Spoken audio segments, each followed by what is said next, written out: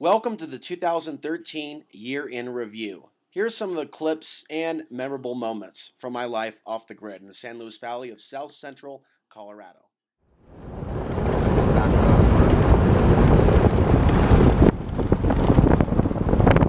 There's a lot of people that don't understand why I would come out to a place like this.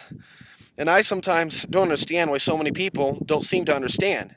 I mean, it's not that big of a deal to be living outside the confines of the cage. If you really want something, if you really want to get away from a city that you feel enslaved to or enslaved in, there is an opportunity, there is a way, there is a possibility. My focus is to hopefully make some videos of my travels in this region.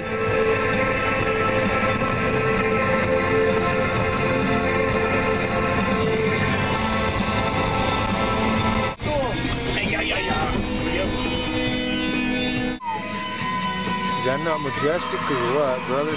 Pretty powerful. So this is the empty yurt where I'm staying, and I don't have any power. It's going to be real quiet out here, but I'm going to make the most of it.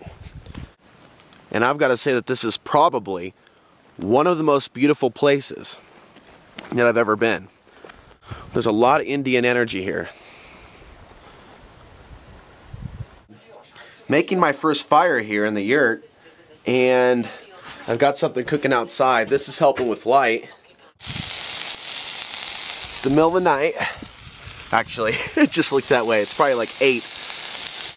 I have water here. I have some firewood. I have some propane. I have some food. I have some books that I intend to read while I'm here. Period of tranquility, isolation, quiet time, downtime. And it's also very cold at night, so I'm mentally adjusting to that as well. All this is definitely an adventure that I embrace, as I'm learning a lot from it. Hope that's safe. You can go ahead and cross. Just checking out the scenery. This guy over here is like, whoa! You stop obsessing so much on the past. You stop thinking so much about what's going to happen in the future, and you surf your way in the moment of the now to the best of your ability to be happy in that particular moment. And moment to moment, you leave yourself the freedom to do what you would like to do. And with all the outside distractions and temptations, things we like, things we don't like, by taking an energetic fast, if you will, from what's going on out there, you only have what's going on in here. All right, now Getting dirt all over my yard, man. My bad. Look at that beautiful yard.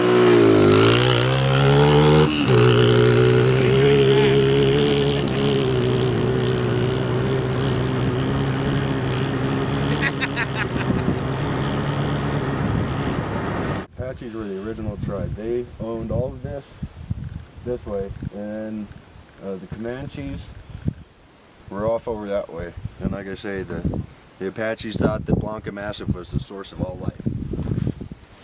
How many miles is it that way?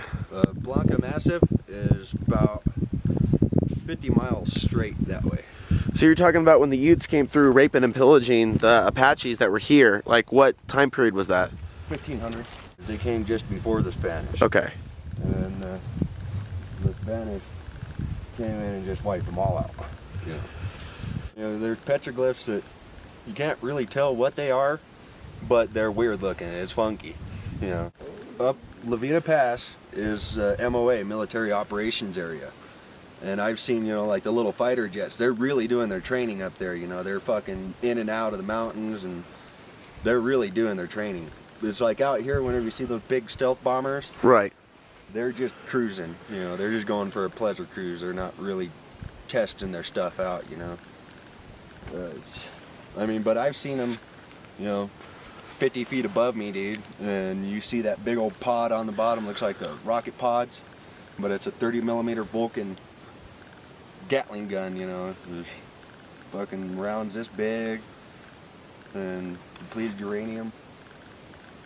So if they decided to open up, and they could just they could wipe out Mesita with one of those planes, you know, just with the Gatling gun, and then that entire place would be radiated for the next 200 years.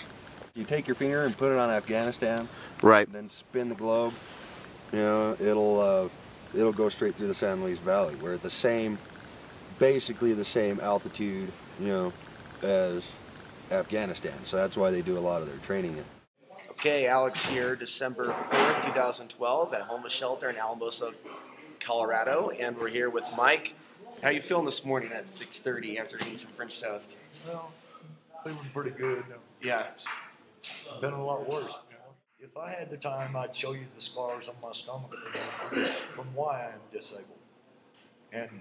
But that's beside the point, you know.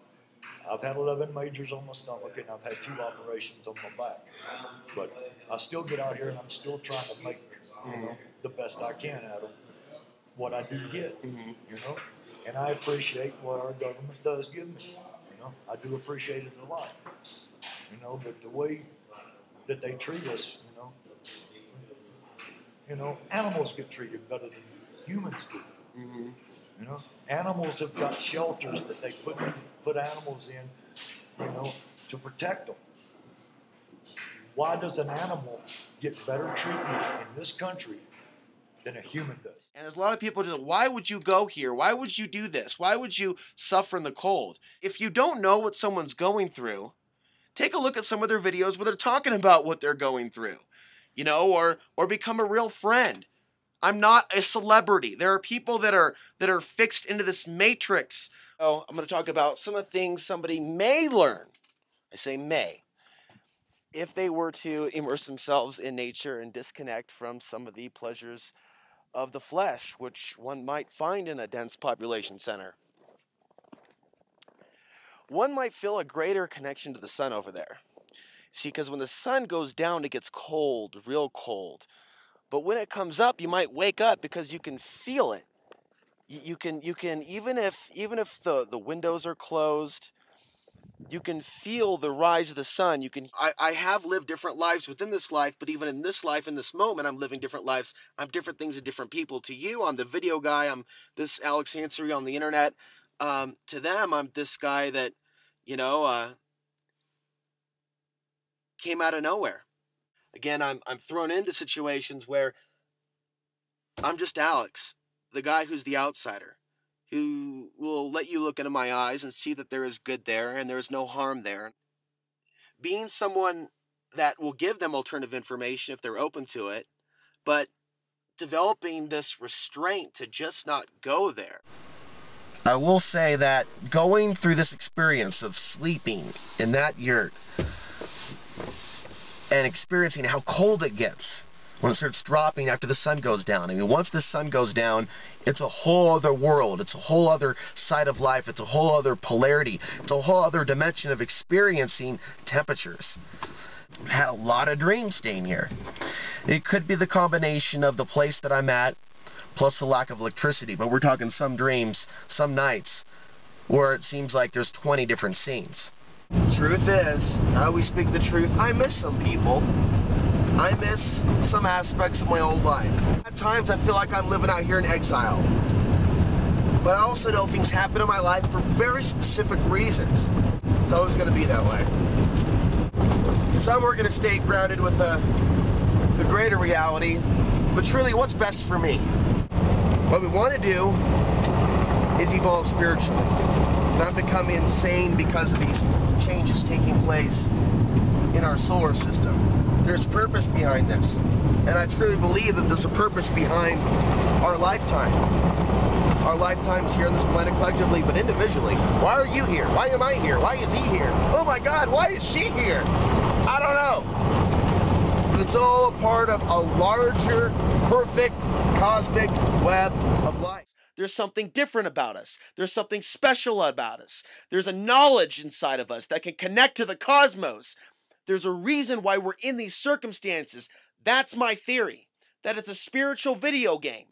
That we all chose to come here, and this role, whatever we're going through in this world. And there are angels, there are miracles. But the point is, it's not about ascending through a spacecraft coming to do it for us. It's becoming the true powerful beings that we are, creators. We're powerful creators, we're powerful destroyers. We're going to have to create our way out of the shit that's being made right now. How can there be a bright side of this? How can there be a future? How can there be a will to live? How can there be a possibility that we can live together independently off the grid and be effective at it despite the drones and all that? How do we deal with the coming food crisis? How do we not just give up and in a way, which happens to many, hate ourselves and blame ourselves and call ourselves a virus? We should share what we're learning because we're all learning different pieces. We're learning the structure, we're learning the anatomy, we're learning the depth of the different puzzle pieces that make up this dark grid. And we're starting to see ways that the matrix can be hacked with the power of our thoughts.